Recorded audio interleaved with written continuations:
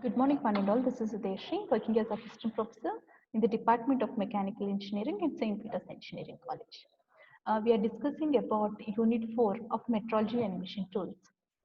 In the last class, we have discussed about limits, widths, tolerance, unilateral tolerance, bilateral tolerance, what is interchangeability and what is selective assembly. So with that, we have finished the first part of Unit 4. Now we are into the second part of Unit 4. So in the second part of Unit 4, we are going to learn about different types of metrology instruments.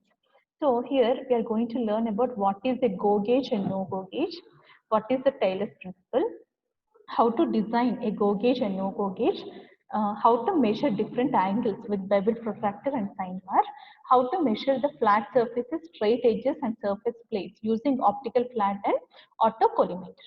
So these are the different topics that we are going to discuss. So now let us discuss about the Taylor's principle. So now if you look at this figure, okay, this is the job in which you have a through hole. Okay, so the size of this job means the length of this job is mentioned as L. Okay, so this is the go gauge. So what is a go gauge and what is no go gauge? No go gauge, the go gauge is the one which should enter into the hole, and no go gauge is the one which should not enter into the hole. So that is go gauge and no go gauge. So now when we are designing a go gauge, we design in such a way that it will make the or it will measure the dimensions till the last. So that's why the length of this go gauge should be more than or equal to the length of the component. So that is go gauge. That is called a maximum material condition or maximum metal condition. It means the go gauge should go till the last of the component. And no go gauge is designed in such a way that it should not enter into the component. So here the diameter of the no go gauge should be more than the diameter of the hole. So the Taylor says the same thing. See, that is the first statement of the Taylor. Now let us look at the first statement of the Taylor's principle. The go gauge should always be so designed that it will cover the maximum material condition, whereas no go gauge will cover the minimum metal condition of a feature, whether external or internal. So that is the first statement of Taylor's. So see, here as the length of the go gauge and the length of the workpiece is same, it will cover the maximum material condition. It means it will go throughout, or the size of the go gauge can be more than the size of the workpiece. Similarly, the no go gauge should not enter into the hole. So here it should have the minimum material condition. It means the length of the no go gauge should be small. You need not to means no problem even if the length is more, but the thing is it is the wastage of material. Okay, so that is the first statement of Taylor. The second statement of the Taylor states that, see, the go gauge should have all the requirements, means it should satisfy all the dimensions of the component. Similarly, the no go gauge should satisfy only one dimension, that is the diameter. Okay, so now let us look at the Taylor's principle, second statement of the Taylor. See, the go gauge should always be so designed that it will cover as many dimensions as possible in single operation. It means when you're inserting some shaft or the go gauge into some hole, it should check all the dimensions. Next, whereas the no go, so no go and not go is same. Okay, whereas the no go gauge will cover only one dimension. That one dimension is its diameter. Okay, that is about the second statement. So these are statement 1 and statement 2 of Taylor's principle. First statement is the maximum material condition. The go gauge should go till the last. Okay, the no go gauge should be designed with minimum material condition. That is the first one. Next one is the go gauge should satisfy all the dimensions, and whereas the no go gauge can satisfy only one dimension, that is its diameter. Okay, so these are the two principles of Taylor's. This is the go and no go gauge which we use practically. So this is the go side and this is the no go side. Okay, so here in the middle the diameter of that gauge will be written. So now let us know, how do we manufacture these gauges? How do we design these gauges? So in order to design the gauge, we take few things into consideration. First one is the property of the gauge material. So what properties does that material should have? First one is optimal hardness. Optimal hardness in the sense it should have more hardness. It should be more hard. So when you're inserting the go gauge into the required hole, it should not get broken. So it should be hard. Next one is stability of dimensions.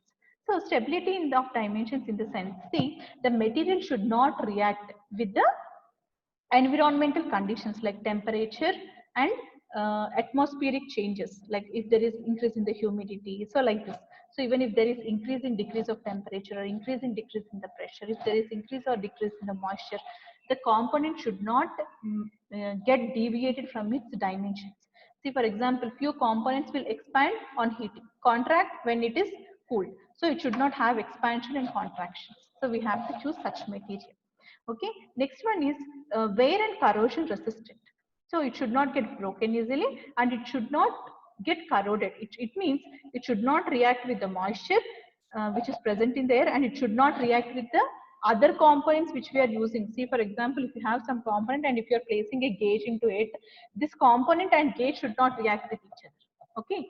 Next one is low coefficient of linear expansion. It means expansion on heating should not happen. Next one is uniformity in the structure. If you have a diameter, it should have same diameter throughout. If you have some surface finish, the surface finish should be throughout. So the design of gauge should be done evenly throughout the structure. So that is the things which we take into consideration. Next, what are the different materials that we use for designing the gauge? Okay, the first material is high carbon steel. So here this high carbon steel is more hard and more wear resistance. It means it will not get broken easily. So high carbon alloy steel is one of the material which we use for manufacturing the gauges. Next one is chrome plated alloy steel. So here what happens is, even if the parts of the chrome will get worn out, it becomes very easy for us to replace the component. So wherever you want to use the same gauge again and again, there we use this chrome plated gauges. Next one is hardened alloy steel. So as the availability of this alloy steel is more, we use this very frequently for the economical purpose. Means as it is more available, we use this component as it is very cheaply available. Okay. Next one is the mild steel. Mild steel is used for making very big gauges and where you need more accuracy and wherever you will have more mass production and where you have more wear conditions, means where the gauges will get broken easily. In such cases, we use mild steel. So these are the different materials that we use for the design of gauges. Next. So here, while designing the gauge, we take few things into consideration. Now let us first look at the first one. Design of gauge should be such that minimum time is taken to position the gauge, engage and disengage the gauge. In the sense, see for example, if you have some hole and if you have some gauge, when you're placing it, it should easily go inside and it should come out easily. It should not take so much of time. So if you're forcibly keeping the gauge inside, then what happens is there are more chances of gauge getting broken inside, or else it will damage the work. So we have to design the gauge in such a way that it will go inside easily and it will come out easily. Next one is a pilot is provided at the nose of the plug gauge for speed up operation. So see, when you are inserting a component into another component, you have to match both of its diameter, and which becomes difficult sometimes. So in this case, what we do is we keep some pilot, in the sense a thread type of thing at the beginning with a little smaller diameter than the diameter of the hole. So here, while adjusting also, it will easily go inside. So when it goes inside, we can send the entire gauge inside. So like this is called a pilot. Pilot is a thread type of things which is provided at the entrance of the gauge. Okay. Next one is a gauge should be light as possible. The weight of the gauge should be very less so that you can handle it easily, you can place it easily and you can take out easily. And next one, a gauge designed for blind holes should be provided with relief air grooves for easy escape of trapped holes. In the sense, see for example, let us take example of the gauge which we have seen in the Taylor's principle. So here you see there is a hole from the beginning till the end. So there is a through hole in the sense a continuous hole. So in this case, you can insert a gauge of any type. If you are inserting gauge from this side, the air will escape from the other side. But assume that you have some hole up to some distance and the rest is a solid material. It means you don't have hole on the other side. The hole is only up to some extent. So here what happens is when you are placing the gauge into the hole, as the air got trapped inside, the air will not allow the gauge to reach the last point, the maximum extent. So here the air will offer some friction. So in order to avoid this, what we'll do is we provide some hole on the gauge itself, so that when you're pushing the gauge inside the required component, the air will come out from the hole which is provided on the gauge. So while designing the gauge, we see uh, the outer diameter. So that's why what we do is we provide hole on the inner side so that the air will get escaped from this inside. So that is the point which is mentioned here. See, the gauge designed for a blind hole should be provided with relief air grooves for easy escape of air trap. So if there is any air that is trapped inside, that should go out easily. Okay. Next one, the gauge should have dimensional stability during use. It should not affect with the temperature and environmental conditions. So this is the thing that we have discussed previously also.